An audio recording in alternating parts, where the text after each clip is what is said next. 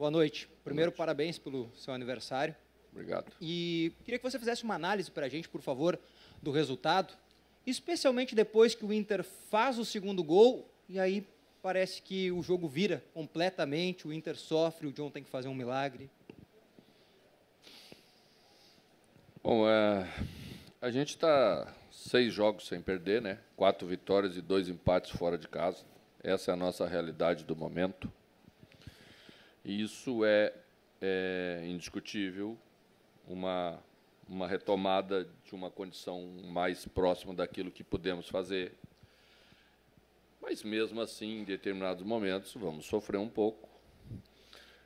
Hoje estávamos, de novo, numa realidade que é aquela realidade dura. Você joga na quarta, o adversário passa a semana inteira treinando para te enfrentar. Pode trabalhar mais variações. Tá. Só para vocês terem uma ideia, ontem, quando eu fiz 20 minutos de treinamento, eu decidi parar o treinamento porque o nosso time não conseguia treinar. Então, se eu não tenho esses 61 anos aí, faço 45 e morro na véspera que nem o peru, né? Então, é duro às vezes. Você tem que ter calma, você tem que cuidar da condição dos jogadores para poder terminar um jogo forte, como nós sabíamos que o jogo ia ser forte, né? O Vasco não é o Vasco do 4-0 contra o Flamengo. O Vasco é o Vasco de um jogo em que jogou melhor em determinados momentos contra seus adversários, que está numa colocação ruim, mas tem um time bom. A gente fez um 2-0 relativamente fácil e bem cedo, mas a gente não tinha a ilusão que o jogo ia ser fácil. Mas não recuamos porque a gente gosta de recuar. A gente recuou porque o Vasco ficou com a bola, teve o mérito de ficar com a bola. Puxou um volante para fazer uma saída com linha de 3, empurrou os 2 laterais bem alto e bem aberto. Estava jogando sem um centroavante fixo, então ganhou 3 jogadores de movimentação nas costas dos nossos volantes, aí já não conseguimos pressionar mais alto. E, quando quisemos pressionar alto, tomamos bola nas costas dos volantes, e aí começamos a sofrer um pouco, perdemos o controle do jogo. No intervalo, a gente construiu de novo uma organização tática para enfrentar essa realidade que estava na nossa frente. Voltamos melhor. Já voltamos com controle de situação. Com a entrada do Dias, acho que melhoramos mais um pouco, porque retomamos Rômulo de primeiro e Dias com uma condição de passe boa para fazer uma transição intermediária. Sofremos um pouco com Alain, porque quase não jogou. Decidimos se ia jogar hoje ao meio-dia. Tem o que a gente tem nessa hora. Quando começa a jogar todos os jogos, você sente uma coisa aí, você sente uma coisa aqui. Aí tem que ficar claro entre a gente que isso não tem nenhuma chance de agravar a situação, porque se tiver uma chance de agravar, não vamos colocar em campo. Mas é lógico que não estava 100%. Então, você vai perdendo sempre um pouquinho a cada pedaço do jogo. Mas eu acho que a equipe suportou bem. E a bola no poste é uma bola isolada, de bola erguida, que eu acho que a gente busca essa maturidade, ter um pouquinho de calma mais nos momentos de sofrimento no jogo. A gente fez um pouquinho de falta, assim, querendo roubar demais a bola, e permitimos erguer a bola na nossa área. O adversário vai tentar, já tinha Pedro Raul, já tinha, né, centrais também de estatura. E depois tivemos o outro lance isolado, que é o milagre do John, né? E que deu aí números finais ao marcador. Mas acho que a equipe vai mostrando essa condição, vai melhorando, vai vencendo, porque isso é importante. Voltamos para a primeira página da tabela, né? Com tudo que passamos em maio, já está nessa condição.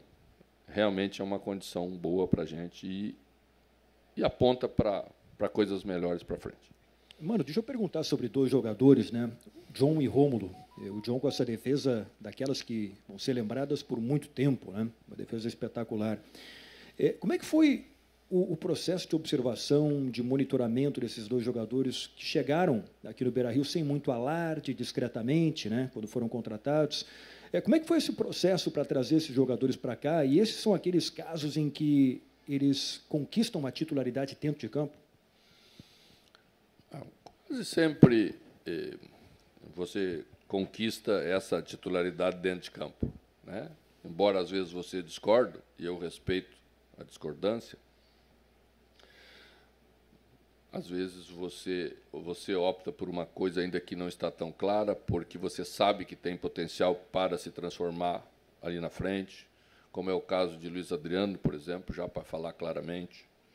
A gente sabia que Luiz ia chegar num outro ponto, porque tem referência. Ninguém passa todo esse tempo jogando o que jogou, nos lugares que jogou, por onde passou, sem uma grande capacidade técnica, uma grande capacidade de entendimento de jogo, né? Então, já começam a aparecer esses sinais também. Isso vai valer para todos. Vocês podem ter certeza que nós vamos ter crescimento de todos os jogadores que estão no nosso elenco, com base naquilo que já falamos claramente. Tá? Rômulo vem acrescentando ao setor uma coisa que a gente estava pouco carente, né? Que é um jogador mais de característica de primeira função, com combate mais forte, mais físico, de imposição, e vocês já veem que isso significa uma diferença considerável, né? Não é à toa, não é chatice de treinador, porque a gente gosta desses jogadores que fazem essa função, porque essa função é muito necessária. Mano, nos últimos 10 jogos, o Inter só não sofreu gol em uma partida. O que está faltando para o Internacional ter um sistema defensivo mais consolidado, como tinha ano passado, uma das melhores defesas da competição, e a escolha pelo Nico Hernandes começar o confronto hoje? Nico iniciou o confronto porque Nico está fora do jogo da Libertadores decisivo. E Vitão vem vindo de uma parada. Moledo não estava 100%. Mercado ficou em casa. Então, eu tenho que ir fazendo a gestão de tudo isso. Essa é a vida do treinador, né?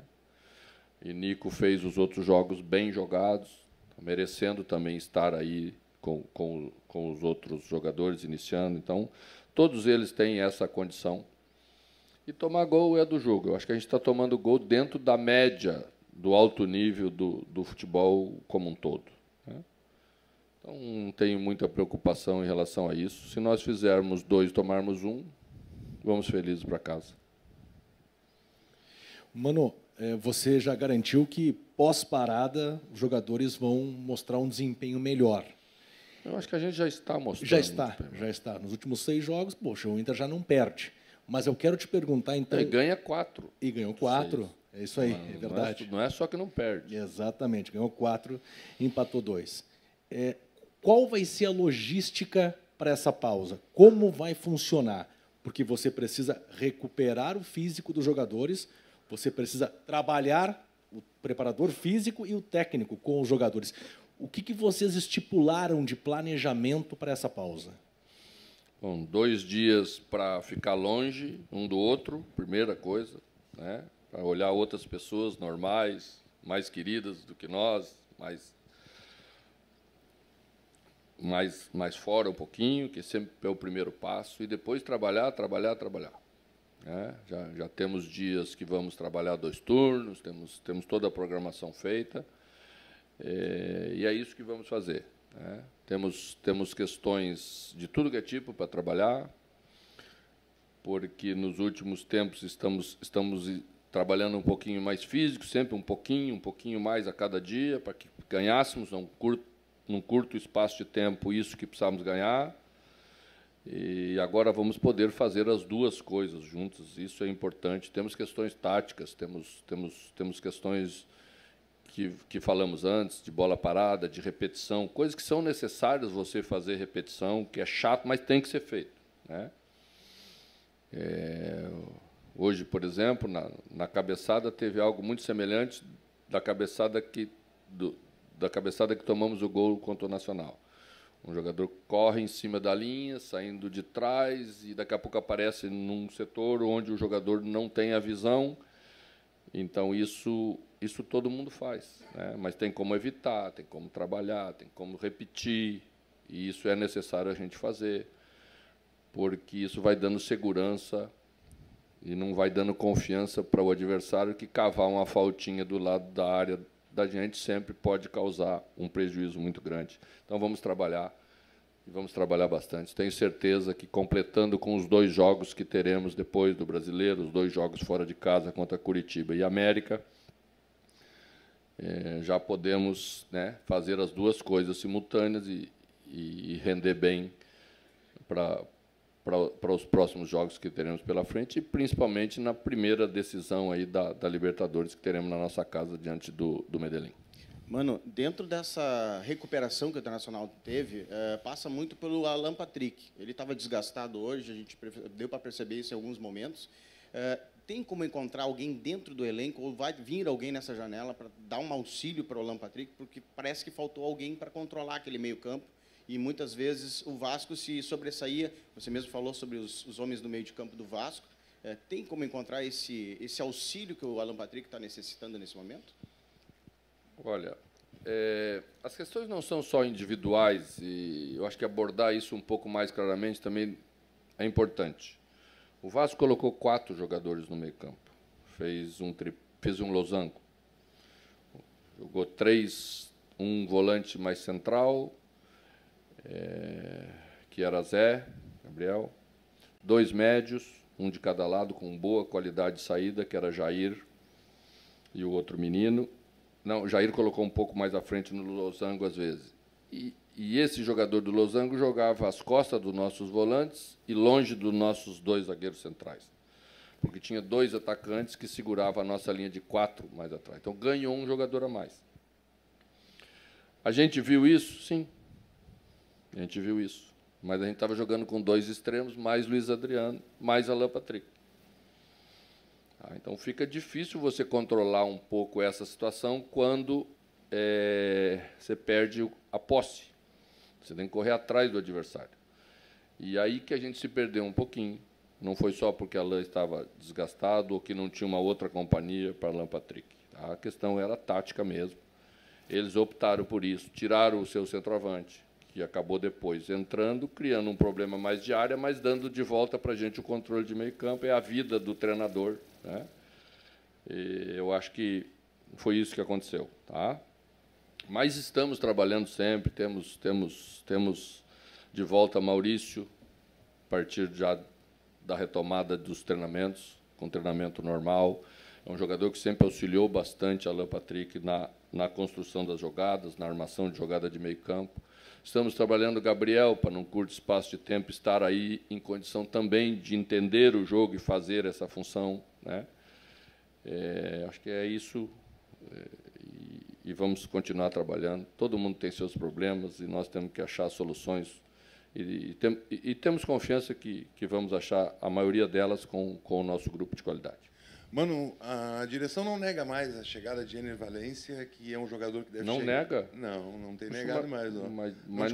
Mas não me fala nada, então está guardando segredo. Estou te contando agora, vai chegar o Ener Valencia. Além dele, o que tu espera na janela? E outro detalhe, tem medo de perder alguns jogadores também? Tem a necessidade de vender, porque as finanças do clube não são uma maravilha, né? Quantos jogadores tu espera nessa janela, nesse nível? Muito difícil achar jogador do nível que a gente quer numa janela de meio do ano. Tem gente que até tem dinheiro e não consegue achar o jogador, porque o dinheiro que tem também não é milhões e milhões, né? E quando o valor é um valor mais baixo, todos os jogadores são muito parecidos. Um pouquinho mais para cá, um pouquinho mais para lá. Então, vamos continuar trabalhando do jeito que a gente sempre trabalhou. O Internacional sempre foi muito transparente comigo. Eu aceitei estar aqui porque acredito que esse seja o caminho dos clubes brasileiros, que é o cuidado que tem que se ter e a responsabilidade que tem que se ter com o dinheiro do clube. Porque o resto é tudo muito fácil, né?